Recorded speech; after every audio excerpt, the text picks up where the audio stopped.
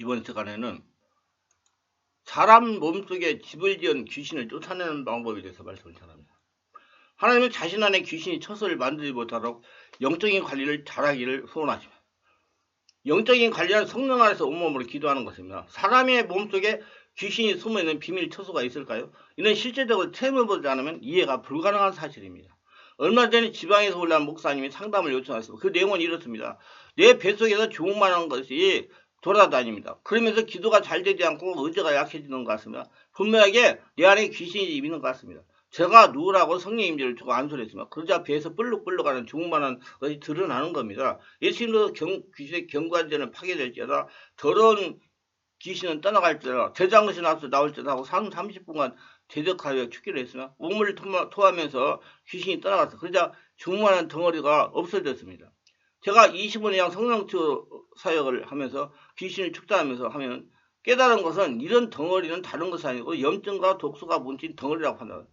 본인이 자꾸 그렇게 아프고 이기저기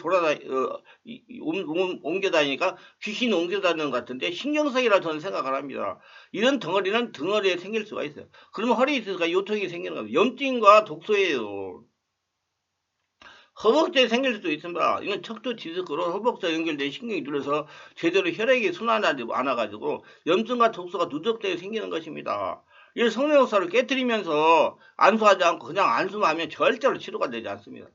제일 많은 곳은 아랫배입니다. 왜냐 아랫배가 차갑거든요. 아랫배 냉암물들이 많이 생깁니다. 그것을 집중적으로 안수하면서 성령의 역사를 일으키는 성령의 불의 역사로 아랫배가 따뜻해지면서 점차로 작아지다가 없어집니다. 시간이 걸려요. 여성분들이 아랫배가 차가운 분들이 자궁 근종이 많이 생깁니다. 몸이 차가운 곳에 염증과 독소가 쌓이면서 귀신이 처소가 되는 겁니다. 이렇게 염증과 독소가 쌓인 곳은 덩어리가 생기고 자연스럽게 통증이 일어나는 것입니다. 일반적인 병원 치료로서는 해결이 되지 않는 것이 보통입니다. 집중적으로 몇 개월 동안 성령 역사로 치유해야 정상이 됩니다. 그래서 우리 충만한 교회는 월화 금토에 집중적인 기도를 계속하는 겁니다. 이렇게 해야 사람 속의 염증과 독소로 덩어리는 부분이 치료가 되기 때문이다. 정신적인 문제도 마찬가지입니다. 잠깐 기도해서는 효과가 나지 않습니다. 뭉쳐지는 곳에 염증과 독소와 성령 역사가 녹아서 풀어져야 치료가 되기 때문입니다. 성령 역사가 속에서 일어나게 해야 돼요. 기도를 많이 해야 돼요. 지난 6월 초에 넷째 집회를 하는데 지방에서 사역하는 전도사가 치유를 받기로 왔습니다.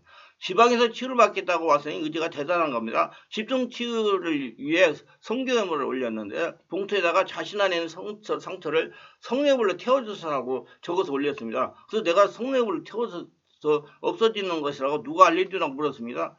대답을 하지 않았어요. 그래서 앞으로는 성령의 강한 역사로 상처가 떠나가야 앞서서 기도를 하라고 그랬습니다. 상처는 태워서 없어지는 것이 아니고 떠나가야 됩니다. 절대로 타서 없어지지 않습니다. 기도 시간에 진단을 하는 가슴과 배에 악한 경관진이 단단하게 굳혀가고 있어요. 귀신의 집이 있다는 얘기예요. 그래서 염증과 독소가 쌓여 있다는 겁니다. 배가 불룩불룩 한다고 본인이 말을 하는 겁니다. 지속적으로 성령 역사를 일으키며 환부의 성령의 불의 역사가 강하게 일어나도록 하면서 치유를 했습니다. 이틀이 지난 다음에 서서히 역사가 일어나기 시작했어요. 3일차 태아상처 치유 시간에 완전하게 귀신의 견고한 귀신이 지은 집이 녹아지다가 파괴되었습니다. 다시 한번 말씀드려요. 그 귀신이 집을 진 곳은 상처와 독소와 그 염증에 뭉쳐가지고 일어난 겁니다. 기침을 말로 표현하지 못할 정도 있어요. 가슴에서 배에서 뭉쳐진 염증과 독소가 녹아지면서 더러운 것들이 토해지면서 기침을 하면서 떠나갔습니다. 제가 성령님에게 언제 이것이 들어와 가슴과 경관들을 구축해서 물었더니 성령 인도 없이 인간적인 방법으로 귀신을 쫓아내려고 사역을 할 때 피곤할 때 스트레스 쌓일 때 그때 들어와가지고 집을 졌다는 것입니다.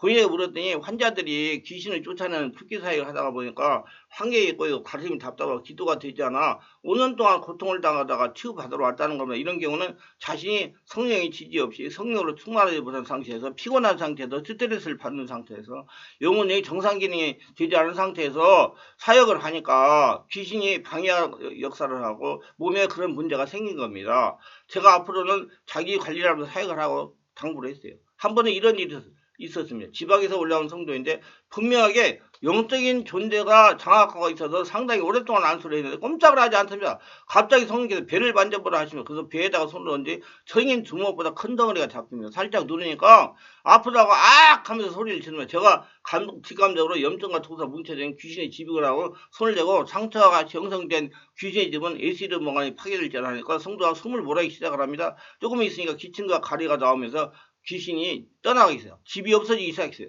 이러다 귀신의 집이 파괴되지 않으면 귀신이 떠나가지 않는다는 겁니다. 이거 통증이 없어지지 않아요. 뭐 많습니다. 다리에도 있고 여러 허벅지에도 있고 많습니다. 이런 경험을 보아서 알 수 있는 것은 사람의 몸속에 귀신의 비밀 처수가 있습니다. 근데 그것은 염증 독소가 몰려가지고 생겨난 거예요. 이걸 인정해야 귀신부터 체박을 받을 수가 있어요. 이는 정말 이해하기 힘든 일이지만 이해해야 됩니다. 이거 병원 치료로서 안 돼요. 영적 세계는 사람의 이론의 지식으로 이해가 불가능하기 때문에 반드시 실제로 체험해 보아야 이해가 가능한 것입니다. 영적인 세계는 참으로 이해하기 힘든 일이 많이 있습니다. 안 보이기 때문에 심하게 귀신이 되면 정신병자 같은 증상을 나타냅니다. 사람의 몸에 강하게 뭉쳐진 귀신의 집 또는 귀신의 경관지라는 말을 성경에 구체적으로 언급하고 있지는 않지만 귀신들이 사람의 몸에 무리를 지어 한 곳에 모여있기 때문에 이렇게 표현한 것입니다. 염증과 독소가 뭉쳐있는 곳에 모여있기 때문에 표현한 것입니다. 귀신을 내어쫓기 위해서 명령해야 됩니다. 그러나 이 명령은 단순하지만 않습니다. 주어진 능력의 한계와 상대방의 능력의 어짜에 따라서 적용이 매우 달라집니다. 즉 상황마다 적용법이 달라진다는 것입니다. 단순히 명령만 하면 모든 귀신이 쫓겨나가는 공식적인 것이 아닙니다. 순간순간 성령과 교통하며 내 말을 듣고 명령하고 행동해야 됩니다. 귀신은 사람의 몸에 들어와 그를 점령하면 벌집을 찢듯이 귀신의 견고한 진을 만들기 시작합니다. 그게 염증 독소가 몰리는 거예요. 이 기간에 사람에 따라서 귀신의 능력에 따라서 다르기 때문에 보통 1년에서 2년 정도 걸립니다. 3년 정도 되면 귀신의 집 견고한 진은 달걀 크기 정도를 자랍니다. 귀신이 들어온 숫자에 따라서 귀신이 경과한 얘기 크게 다릅니다. 자꾸자꾸 염증과 독소가 쌓이니까 자꾸자꾸 숫자가 늘어나는 겁니다. 그러면 절대 병원 치료로 해결 안 돼요. 침을 맞아도 해결 안 됩니다.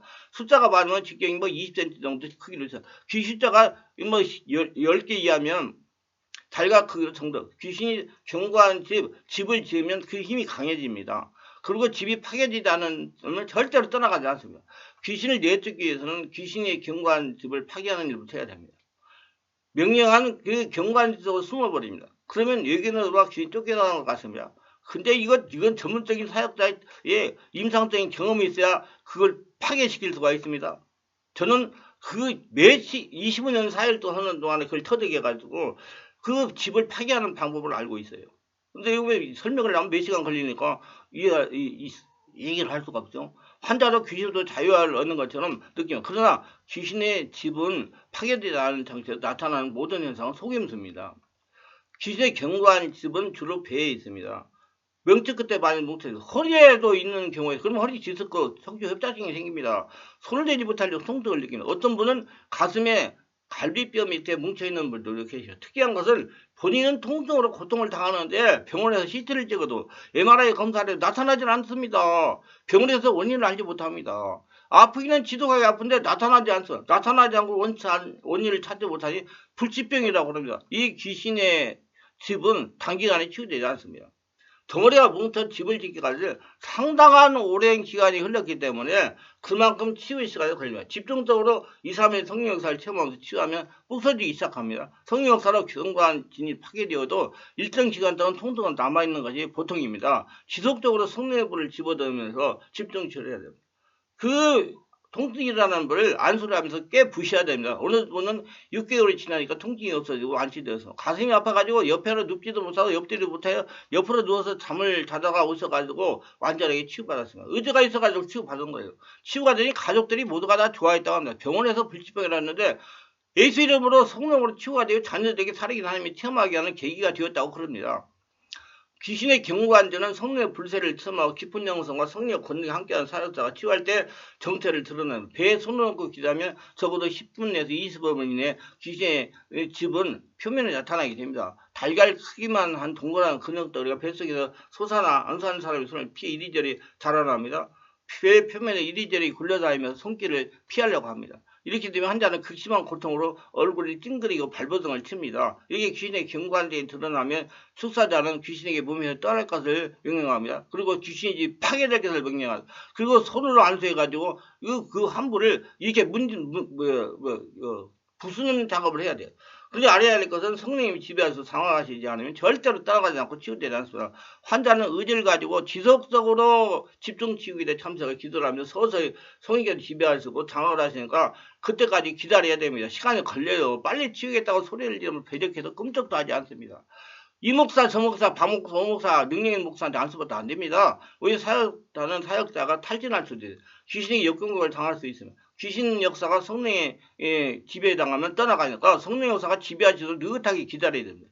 사역자는 여유를 가지고 성령으로부터 지식의 말씀 받아가며 사역을 합니다. 이때 성령께서 알려준 귀신의 이름을 지면서 검어해가지고 나갈 것을 명령하기도 합니다. 호명된 귀신이 떠나가게 되지만 대장 귀신은 쉽게 안 떠나갑니다. 똘개들이 나가면서 이제 다 떠났다거나 예를 들어 나가자 하면 이놈은 너무 힘이 강해서 우리가 견딜 수 없다. 자, 우리 모두 나를 따라라. 나가자 하면 나갑니다. 근데 귀신이 경계한 집이 아직 손에 느껴진다면 이는 거짓말입니다. 그게 계속 안수를 해가지고 성의 역사가 일어나게 해가지고 그 염증 독소 덩어리가 녹아지도록 계속 기다리셔야 돼요. 그럴 때 귀신아 왜 나를 속이라느냐 너는 예수님이 가지고 계시는 상자에 집어넣겠다고 막 위협하며 그러면 속임수가 들리기 때문에 더 이상 정하지 못하고 나갈 수도 있으며 귀신이 쫓겨나가면 귀신의 경고한자는 즉시 소멸됩니다. 때로는 도무지 참지 못하게 되면 귀신은 적당히 타입하려고 합니다. 이 타입은 절대로 받아들일 수 없습니다. 환자를 죽이겠다고 위협도 합니다. 목을 눌러가지고 숨을 못 쉬게 하기도 해요. 그래서 사역자들 능력 있고 임상적인 경험이 많아가지고 죽기 사여가지 잘못하면 큰일 납니다. 어떤 사람은 안수했는데 귀신 목을 눌러봐가지고 119 불러가지고 데리고 갔다 얼마나 망신해요.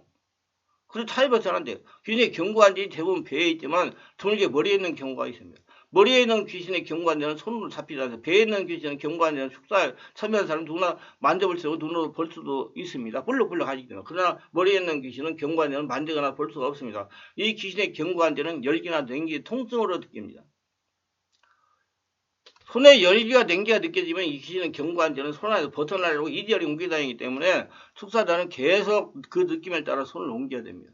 귀신이 경고한자의 축사자의 손에서 벗어나면 안 됩니다. 계속 추적하면서 안수하고 불을 집어넣고 성령 역사를 불을 집어넣는다는 말은 손을 얹어서 기도하고 환자 보고 숨을 들이쉬고 열품을 하고 그렇게 하는 거예요. 그러면 성령의 역사가 일어나가지고 그 환부에 성령의 불이 뜨겁게 일어나니까 염증과 독소가 녹아지면서 자연스럽게 그 뒤에 역사는 귀신이 떠나가는 겁니다. 그럼 명령을 쫓아내야 됩니다. 따라서 머리에 귀신이 경고한 지 있는 환자는 귀신이 들린 지 얼마 뒤에 아직 배에 경고한지를 말하지 못한 경우이지만 축사자가 축사를 당하여 일본에 쫓겨가고 잔장의 무리가 머리로 도망해서 머무르는 경우도 있습니다. 머리에 있는 귀신은 명령만 하면 쉽게 사라지고 그만큼 근거가 약하기 때문에 귀신들 사람은 눈으로 외부의 귀신을 불러들이 도움을 요청하기도 합니다. 그러면서 눈에 손을 얹어 안수해야 됩니다. 한 손은 귀신의 경고한 지 다른 한 손은 눈을 얹고 기도합니다. 간혹 심하게 눈을 압박해가지고 실명하게 하는 사고를 저지르는 서툰 사역자에서 눈을 무리를 빗기로 하는데 절대로 물리적인 힘 가하지 말고 가만히 손만 올리면 됩니다. 오직 영적이라면 귀신을 쫓아낼 수 있는 사실 잊지 마세요. 어떤 물리적인 힘도 필요 없어. 다만 발작이 심하면 죽기가 힘든 경우는 사역자가 판단해요. 안정을 쳐요. 병원에 상당히 입원하게 해가지고 안정을 취한 다음에 사역을 해야 됩니다. 환자를 올라타고 누르고 강하게 힘을 제압하는 행동도 역시 잘못되고요. 사역자는 어떤 물리적인 힘도 사용해서 안 됩니다. 물리적인 힘으로 귀신이 안 떠나갑니다. 성령 역사 떠나갑니다. 유익하셨다면 구독, 좋아요를 부탁합니다. 감사합니다.